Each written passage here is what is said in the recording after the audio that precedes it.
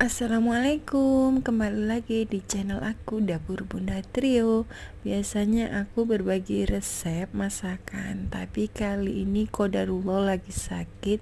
Ya udah mau bikin resep obat batuk dari si buah pir.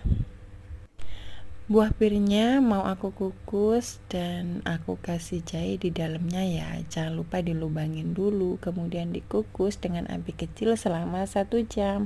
Semoga bermanfaat resep dari aku.